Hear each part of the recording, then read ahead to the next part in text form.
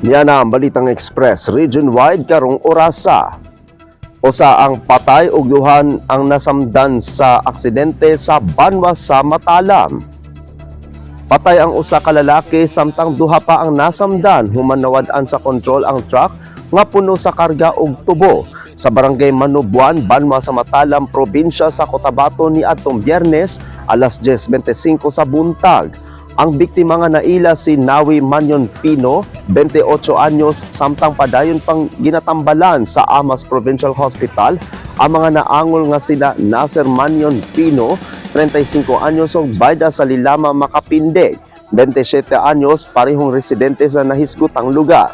Matod sa Matalam Municipal Police Station, nawad-an og preno ang truck nga gimaneho ni Ray Joshua Poliga Llorca, 24 anyos, samtang padulong kini sa Cotabato Sugar Central Company. Tungod sa pagkawala sa kontrol sa driver, natumba ang truck ug natagak ang kargang tubo nga miigo sa mga biktima nga anaa sa kilid sa highway. Dali nga miresponde ang MDRRMO Matalam aron sa rescue operations. Anaan na sa kustodiya sa pulisya ang driver samtang giandam ang angayng kaso batok kaniya.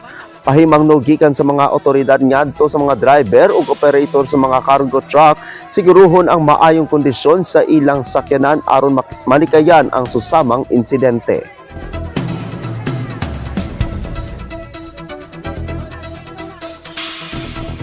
Samtang 10 anyos nga bata rescuer na. Daghan ang nakadayeg niining usa ka 10 anyos nga si Chris Nathan Pabraquer, saglit taliwala sa iyang pangidaron, kaantigo na kini sa pagresponde sa emerhensya.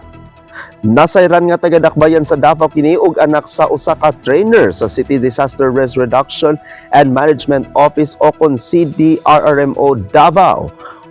Kuha ang hulagway sa usa ka aksidente sa Quimpo Boulevard sa dakbayan sa Davao ni adtong Abril 30 sa gabii kun asa mo palit lang unta og ice cream si Nathan niadtong tungoda dihang namatikdan ang nahitabong disgrasya o dayon niining girespondehan.